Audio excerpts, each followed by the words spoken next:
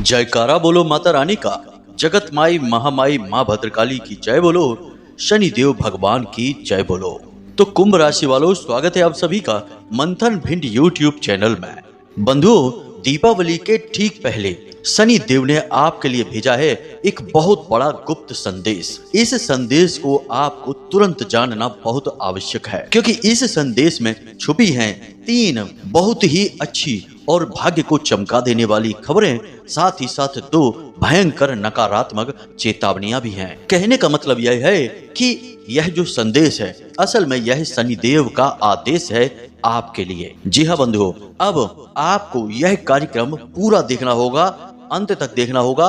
इस संदेश को अच्छी तरह से जानना और समझना होगा। साथ ही साथ एक बेहद जरूरी और शक्तिशाली उपाय भी हम आपको बताएंगे, जिसे भी आपको अवश्य ही करना होगा, जिससे आपके जीवन में न केवल दीपावली बल्कि दीपावली के बाद किसी भी प्रकार की बाधा या परेशानी ना रहे।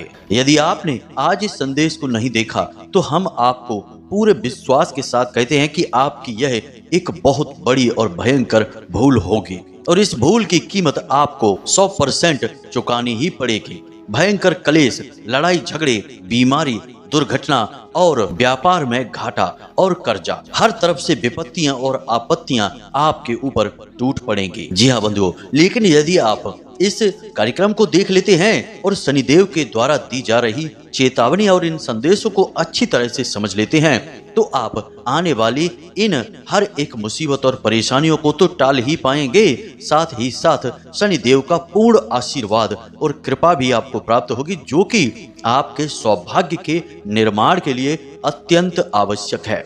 बंधुओं, यह वीडियो कार्यक्रम असल में कोई साधारण कार्यक्रम नहीं है। यह एक संजीवनी बूटी है जो आपके जीवन के हर एक कष्ट को कुछ यूं समाप्त करेगी, जैसे कि हनुमान जी द्वारा लाई गई संजीवनी बूटी ने भैया लक्ष्मण की मूर्छा को समाप्त किया था और उनके प्राणों की रक्षा की थी। ठीक यही कार्य आज का यह ज्योतिष कार्यक्रम आपके लिए करने वाला है। आपके जीवन की जितनी भी मूर्छाएं हैं, यानी कि कष्ट और परेशानियां, अड़चने, रुकावटें, नकारात्मक ऊर्जाएं हैं, उन सब को समाप्त करके खुशियां ही खुशियां आपके जीवन में भर देगा। तो इस सर्वोत्तम मार्गदर्शन को आज आपको अवश्य ग्रहण करना है, ताकि आपकी दीपावली भी शुभ और पवित्र रहे और आपके लिए जबरदस्त फलदायक रहे। साथ ही साथ आने वाला जीवन भी आपका सुंदर बन सके। तो बस आप इस कार्यक्रम में अंत तक रहेंगे, ऐसी हम आपसे उम्मीद करते हैं, क्योंकि हमने सचमुच में इस कार्यक्रम को बनाने में बहुत मेहनत की है और हमारी मेहनत ही तब सफल होगी जब आप इस कार्यक्रम को अंत तक देखेंगे।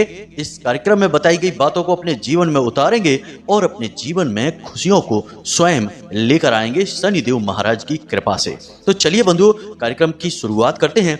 लेकिन इससे पहले हम चाहेंगे कि आप माता रानी को आभार अवश्य व्यक्त करें। तो कमेंट बॉक्स में पूरे भक्ति भाव के साथ लिख डालें, जय माँ भद्रकाली कृपा करो। साथ ही साथ जय शनिदेव कृपा करो अवश्य लिखना। माता भद्रकाली और भगवान शनिदेव की आपको पूर्ण कृपा और आशीर्वाद प्राप्त होगा। इसी के साथ साथ बंधु, यदि आप इस चैनल कार्यक्रम पर पहली बार आए हैं तो आप इस चैनल को सब्सक्राइब अवश्य कर लें। बगल में जो सब्सक्राइब का बटन है उसे अभी इसी वक्त दबा दें। ऐसा करते ही आप न केवल हमारे बल्कि माता रानी के दिव्य परिवार के सदस्य बन जाएंगे और दिव्य धाम से जुड़ जाएंगे।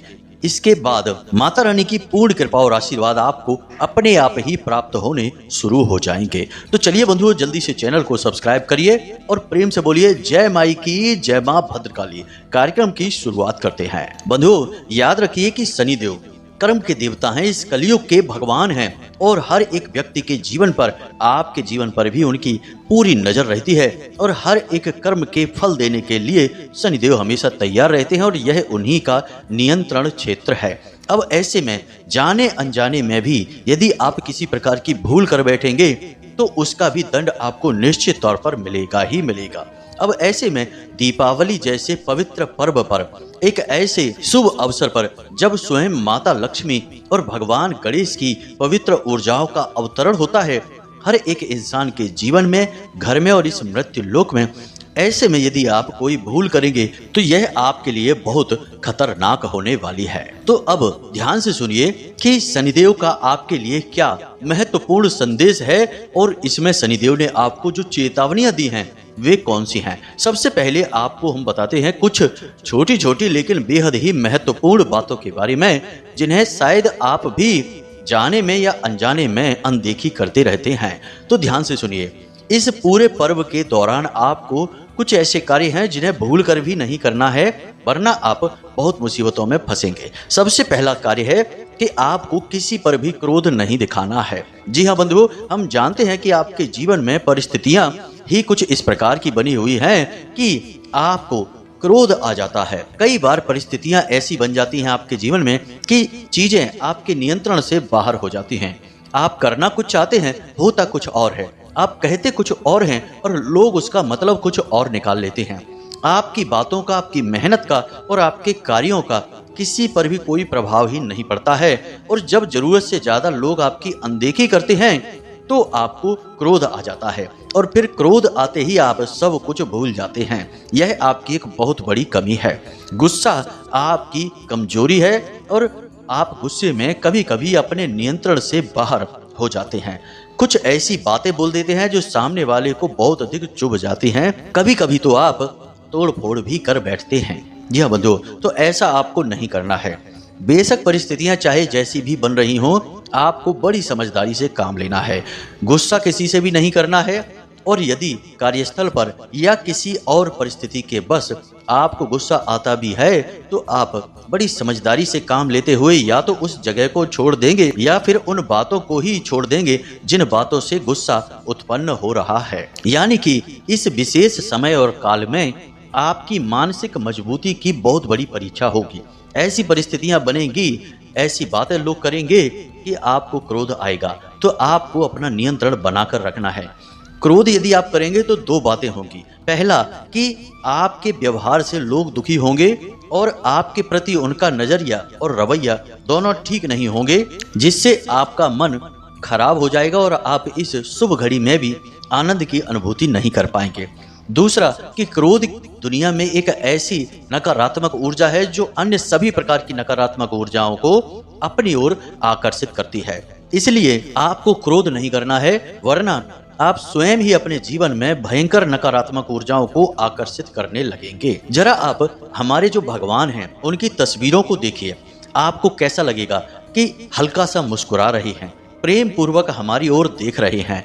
कभी कोई ऐसे भगवान आपने देखे हैं जो क्रोध से आंखें लाल करके किसी को देख रहे हो? नहीं, भगवान प्रेम के साथ रहते हैं, क्रोध से दूर रहते हैं। और इसका कारण क्या है कि भगवान की ऊर्जा शुद्ध सकारात्मक ऊर्जा है जो क्रोध से रहित होती है।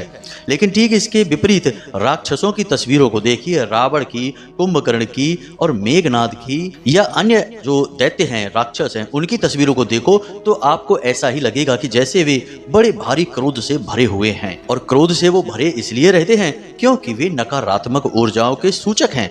तो क्रोध नकारात्मक ऊर्जा का प्रतीक होता है। जब आपके पास क्रोध है तो फिर किसी और नकारात्मक ऊर्जा की जरूरत ही नहीं है, आप स्वयं ही अपना विनाश करते चले जाएंगे। तो पहली चीज, आपको किसी के साथ भी क्रोध नहीं करना है। दूसरा कि पूरे पर्व के दौरान किसी के साथ कोई नाइंसाफी, कोई दुर्व्यवहार, ब्याज का व्यापार, कमीशन खोरी और किसी का भी हिस्सा, किसी का भी भाग आपको नहीं हड़पना है। जी हाँ बंधुओं, हम बहुत कम शब्दों में बड़ी बातें आपसे कह रहे हैं, समझने की कोशिश करना। आप यदि अनजाने में भी इन कार्यों को कर डालेंगे तो आपके हिस्से का भी जो है वह आपको नहीं मिल पाएगा। फिर आप बस सोचते रह जाना कि ऐसी कौन सी हमसे भूल हो गई। असल में इंसान एक ऐसा विचित्र जीव है जो दूसरों की तो छोटी से छोटी गलतियों को भी पकड़ लेता है, लेकिन अपनी महान से महान, बड़ी से बड़ी भूलों को भी तुरंत अनदेखी कर देता है। यह विचित्र स्वभाव ही इंसान की बड़ी बड़ी परेशानियों का कारण बनता है। तो आपको नहीं ऐसा करना है। तीसरा कि आपके दरवाजे पर यदि कोई जानवर आता है या कोई भिखारी आता है या कोई महिला मांगने वाली भिखारिन आती है, आपको उन्हें पूर्ण रूप से संतुष्ट करके भेजना है। किसी भी जानवर के साथ मारपीट नहीं करनी है, जीव हिंसा नहीं करनी है, और दरवाजे पर कोई भी आ जाए उसे खाली हाथ नहीं लौटाना है। याद रखना कि दिव्य शक्तियां जब किसी के जीवन में आना चाहती हैं, शुभ घड़ियां उसके जीवन में लाना चाहती हैं, तो वे अनेकों नेक रूप से उसकी परीक्षाएं भी लेती हैं। क्योंकि किसी को कुछ भी बड़ा और जिम्मेदारी पूर्ण देने से पहले उसकी पात्रता देखनी पड़ती है कि वह इसके काबिल भी है या नहीं। तो इसी प्रकार भगवान भी आपकी पात्रता को देखेंगे, आपके दिल को, आपकी दिल की दया को, व्यवहार को और आपके पवित्र मन को देखेंगे। तो आपको अपने मन की पवित्रता को ध्यान में रखते हुए व्यवहार करना है। जो भी दरवाजे पर आए ससम्मान उसे भोजन कराइए, थोड़े बहुत रुपए पैसे दीजिए, उसके चेहरे पर मुस्कुराहट आ जाए। इसी के साथ साथ एक और छोटा सा कार्य कि दीपावली के पर्व पर, धनतेरस के दिन और अन्य दिनों पर आप बाजार में जाकर सामान तो खरीदेंगे ही। खरीद करते समय आप जितना हो सके उतना मोल भाव कम करें। मोल भाव करने से कई बार ऐसा होता है कि कुछ गरीब अपनी कीमत के ऊपर नहीं नीचे चीजों को बेचने पर मजबूर हो जाते हैं, क्योंकि त्योहार का पर्व है। अब त्योहार के समय पर यदि वे चीजें नहीं बेच पाएंगे तो फिर पूरी साल वे रखी रह जाएंगी, कोई और लेगा ही नहीं। जैसे मिट्टी के दिए वगैरह हैं, रुई है, कौन खरीदेगा बाद में? पूरी साल तो दिए नहीं जलाते हैं। तो पटाखे हैं और जो रुई हैं और जो दीपक हैं, तमाम सारी चीजें हैं, तो इनको बस उसी समय पर उन्हें बेचना होता है। तो बेचारों की जब बिक्री अच्छी नहीं होती है तो कभी कभी सस्ता करके भी बेच देते हैं, घाटे का सौदा भी कर लेते हैं। तो क्या फर्क पड़ जाएगा कि आपसे कोई 100-200 रुपए ज्यादा ले लेगा, 10-20-50 रुपए ज्यादा ले लेगा। यदि ले लेगा तो उसे ऐसा लगेगा कि जैसे उसका बाजार में बैठना सफल हो गया, 2 रोटी प्रेम की उसे भी मिल जाएगी और उसका परिवार भी मुस्कुराएगा, हंसेगा। और इसका कारण क्या होगा? आपके द्वारा दिया गया वह छोटा सा धन। यह असल में परोक्ष दान है। जी हाँ बंधुओं, तो आपको यह अवश्य करना चाहिए। कुछ लोग तो हमने ऐसे देखे हैं जो इतना मोल भाव करते हैं कि बेचारे का चेहरा ही मुरझा जाता है। साफ साफ लगता है कि बेचारे ने घाटे में चीजें दी हैं, लेकिन क्या करे, उसे तो बेचना ही है। और जो उससे मोल भाव करके लाते हैं वे बड़ी लंबी सी मुस्कुराहट लेकर चले आते हैं, जैसे कि बड़ी विजय मुस्कान लेकर आए हैं। किसी गरीब आदमी का शोषण करके आ गए हो, कोई बहुत बड़ा काम नहीं किया है। शनिदेव अब आपको खुशियां कैसे देंगे? हिसाब किताब तो करेंगे ही, क्योंकि उस गरीब आदमी का मालिक, उसके अधिपति शनिदेव हैं। आप ये बात याद रखिए। फिर कहिए कि पता नहीं कहां से इतना घाटा हो गया, घर में बीमारियां आ गई और हजारों रुपए का नुकसान हो गया। तो ऐसा तभी होता है जब आप किसी का शोषण कर लेते हैं। तो आपको यह नहीं करना है। आप जानते हैं कि कोई आपसे 10-20-50 रुपए ज्यादा ले रहा है, कीमत भी आपको थोड़ी बढ़कर बता रहा है, ले लेने दो, कोई दिक्कत नहीं है। उसके घर में खुशियां आएंगी, वह मुस्कुराएगा और शनिदेव आपके ऊपर मुस्कुराएंगे। और शनिदेव जब मुस्कुराएंगे तो बड़ी से बड़ी आपदाएं वहीं ठहर जाएंगी, कोई आपका बाल भी बांका नहीं कर पाएगा। बंधु, जीवन को जीने की दवा और जीवन को जीने का मंत्र ही यही है कि यदि आप किसी दूसरे के चेहरे पर मुस्कुराहट लाने में कामयाब हो जाते हैं तो देवी देवता आपकी मुस्कुराहट को आपके चेहरे से कभी गायब नहीं होने देते हैं। जी हाँ बंधुओं, यही मंत्र है, यही सार है। और इसी को सिखाने के लिए भगवान ने इतने अवतार लिए, हमारे संतों ने हमें इतने लंबे चौड़े पाठ पढ़ाए। आपको बस यह छोटा सा सार समझ लेना है। थोड़ी सी ठगी आपके साथ हो रही है, 10-20-50 रुपए की कोई गरीब आदमी आपसे कमाने की कोशिश कर रहा है, उसे कमा लेने दो, जाने दो। आप समझ लेना दान हो गया है। बंधु, यकीन मानिए कि आप यदि इन बातों को मानकर चलेंगे तो इस दीपावली के बाद आपके जीवन में जो होगा उसे देखकर आप खुद भी चौंक जाएंगे। माता लक्ष्मी और भगवान गणेश आपके घर में हमेशा के लिए विराजमान हो जाएंगे और हर एक बड़ी से बड़ी मुसीबत अपने आप पीछे हट जाएगी। हम वादा करते हैं आपको। इसी के साथ साथ बंधुओं, कुछ और जरूरी बातें हैं, जैसे कि नकारात्मक लोगों से दूर रहना, यानी जो दूसरों को ठगने की, जीव हिंसा करने की, दूसरों की चुगली, बुराइयां और दूसरों को सताने की बातें करते हैं और उसमें आनंद लेते हैं, ऐसे लोगों से आपको कोसों दूर रहना है। इन लोगों की छाया भी आपके जीवन पर नहीं पड़नी चाहिए। ये असल में राक्षस योनि के लोग होते हैं जो केवल और केवल दूसरों का शोषण करके जीने वाले होते हैं। आपको इनसे दूर रहना है। इसी के साथ साथ बंधुओं, कुछ बहुत जरूरी बातें हैं। आपके घर में यदि कुछ चीजें पड़ी हुई हैं जो कि नकारात्मकता की सूचक हैं, उन्हें घर से तुरंत हटा दीजिए। जी हाँ बंधुओं, पहले आपके घर में जो कबाड़ का सामान है, जंग लगा सामान है, टूटी घड़ी है, पुराना कैलेंडर है, टूटे फटे फर्नीचर हैं और साथ ही साथ ऐसे कपड़े जो फट चुके हैं, जिनमें छेद हो चुके हैं, उन्हें भी अपने घर में आपको नहीं रखना है। इससे आपका राहु, शनि और केतु तीनों ग्रह खराब हो जाते हैं। साथ ही साथ शुक्र भी आपके लिए नकारात्मक प्रभाव देने लगते हैं। इन चीजों को निकाल देना है। साथ ही साथ कोई मादक पदार्थ आपके घर में यदि रखा है, क्योंकि कुछ लोगों को शौक होता है कि अपने घर में शराब की बोतलें लाकर रख लेते हैं और भी तमाम तरीके के नशीली पदार्थ होते हैं। आप खुद ही समझते हैं, सबको आप बखान करने की जरूरत नहीं है। तो यदि आपके घर में रखा है तो इसे दीपावली से पहले पहले निकाल कर बाहर फेंक दें, घर में ना रखें। साथ ही साथ घर के सभी सदस्यों को अच्छी तरह से यह समझा दें कि अब आपको ना तो शराब पीनी है, ना कोई मांस भक्षण यानी मांस, मदिरा, जुआ, शराब, वेश्यावृत्ति, किसी भी प्रकार का कोई गलत कार्य नहीं करना है। इन सब कार्यों से ही नकारात्मक ऊर्जा जीवन में आती है, कष्ट और परेशानी भी आते हैं। साथ ही साथ कुछ लोगों का शौक होता है कि त्योहार के दिनों पर छुट्टियां मिल जाती हैं तो बोले चलो पार्टी करते हैं, और पार्टी में क्या करेंगे, शराब पिएंगे, जुआ खेलेंगे और उल्टी सीधी बातें करेंगे। अब ये हरकतें किसकी होती हैं? आप देखिए, रामायण को देखिए, भागवतम को देखिए, ये सारी हरकतें कौन करते हैं? राक्षस करते हैं। देवी देवताओं की हरकतें और संतों की हरकतें ये नहीं है।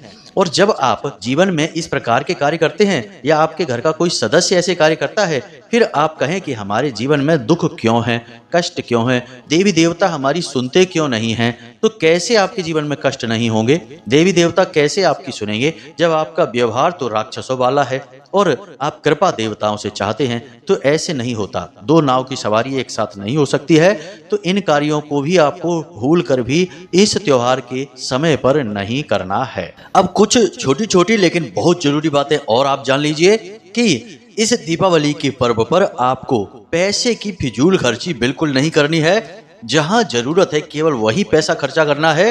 दूसरा कि किसी को भी किसी भी प्रकार से उधार नहीं देना है और आपको भी किसी से कोई कर्जा नहीं लेना है। पैसे का दुरुपयोग नहीं करना है, उसे संभाल कर रखना है।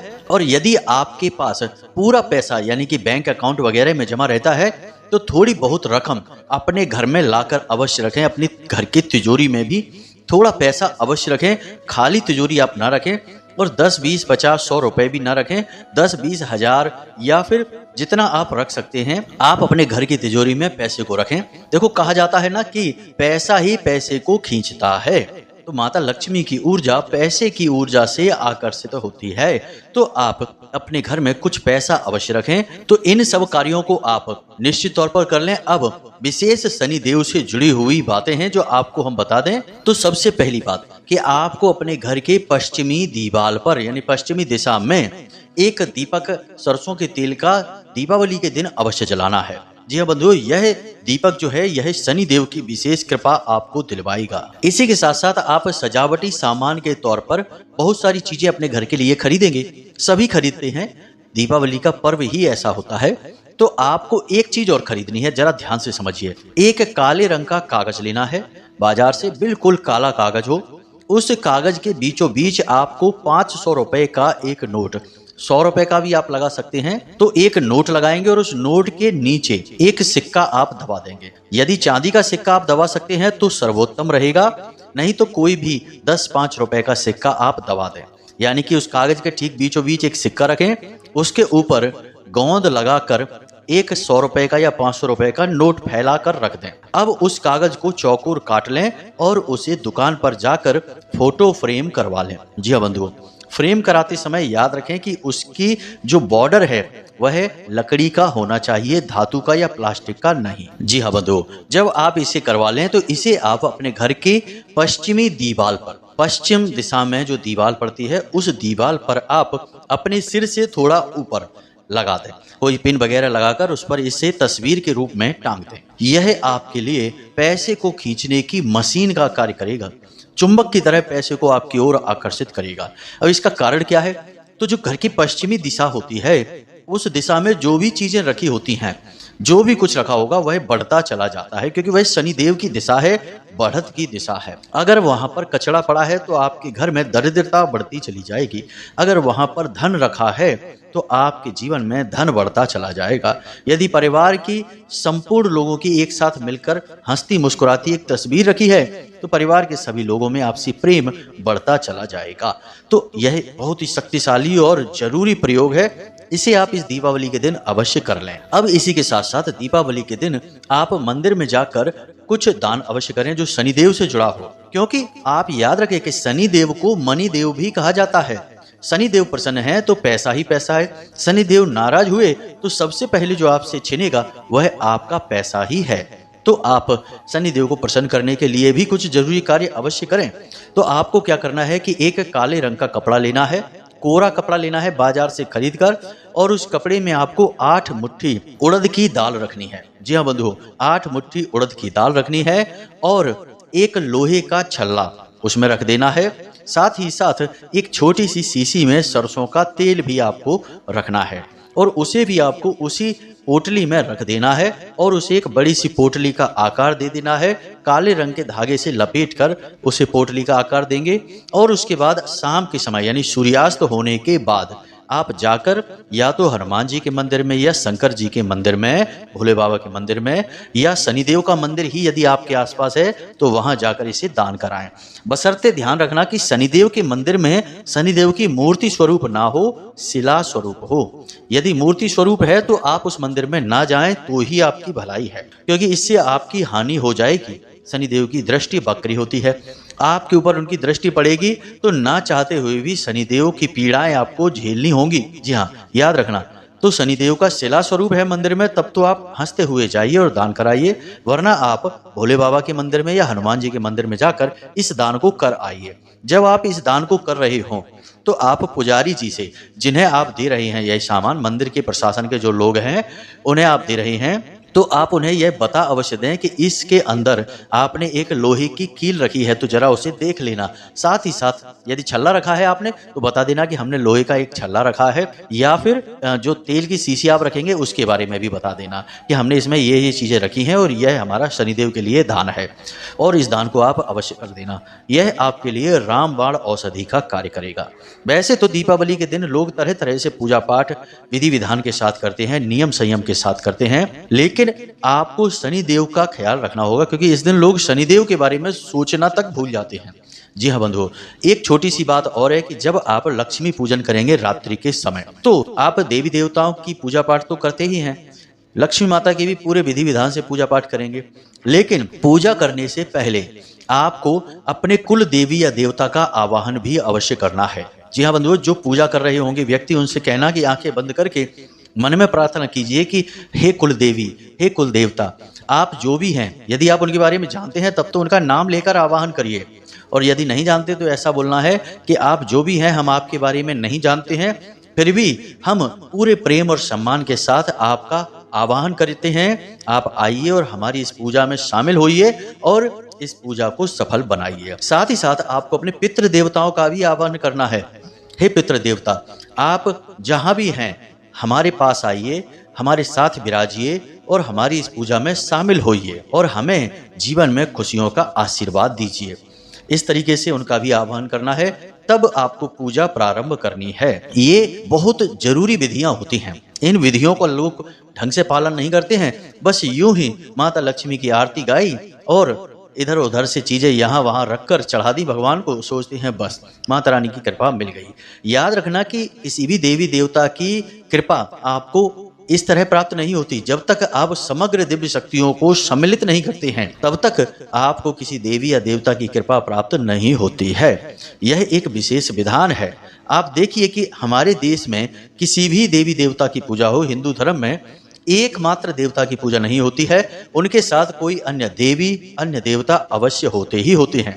जैसे प्रभु श्री राम के साथ में हनुमान जी होते हैं, कृष्ण भगवान के साथ में राधे जी होती हैं, प्रभु हनुमान जी के साथ में राम दरबार होता है, भोले बाबा के साथ तो पूरा शिव परिवार होता है, जिसमें कि भगवान गणेश जी भी हैं, शक्ति माता यानी कि देवी के संपूर्ण स्वरूप होते हैं, चाहे देवी तारा हो, बगलामुखी, छिन्नमस्ता या फिर बगलामुखी हो, कोई भी हो। तो यहाँ से आप समझिए कि आप संपूर्ण देवी देवताओं का आवाहन करेंगे और उन विधि विधान से पूजन करेंगे तो ही आपकी पूजा सफल होगी। इन सारे नियमों को आप मानिए तो आपको न केवल माता की कृपा, धन संपत्ति, वैभव, सुख प्राप्त होगा, बल्कि भगवान शनिदेव की भी आपको कृपा प्राप्त होगी, जिनकी कृपा आपके लिए बेहद आवश्यक है। बिना इनकी कृपा के आपके जीवन में खुशियां आ पाना संभव ही नहीं है, क्योंकि इस कलयुग के भगवान और जो सभी इंसानों की, मानवों के भाग्य के और कर्म के निर्माता हैं, वे शनिदेव ही हैं। तो उम्मीद है कि यहाँ तक जो बातें हमने आपको बताई हैं आपको अच्छी तरह से समझ में आ गई हैं। अब इन बातों का आप प्रयोग करके अपनी दीपावली को निश्चित सफल बनाएंगे और सुखी जीवन व्यतीत करेंगे। अब यदि कोई प्रश्न आपके मन में उठे तो आप कमेंट करके पूछ लें या फिर व्हाट्सएप नंबर पर मैसेज करके भी पूछ सकते हैं। इसी के साथ साथ आज के इस कार्यक्रम को विराम देते हैं। हमेशा हंसते रहिए, मुस्कुराते रहिए, सकारात्मक रहिए और दिन में एक बार मंदिर अवश्य हो आइए, क्योंकि आपका उद्धार तो वहीं से होना है। प्रेम से बोलिए जय माई की, जय मां बगलामुखी, जय शनिदेव। माता रानी और भगवान शनिदेव आपके ऊपर पूरी कृपा करेंगे, हमें पूर्ण विश्वास है। मिलते हैं अगले ज्ञानवर्धक कार्यक्रम में, तब तक के लिए धन्यवाद। जय माई की।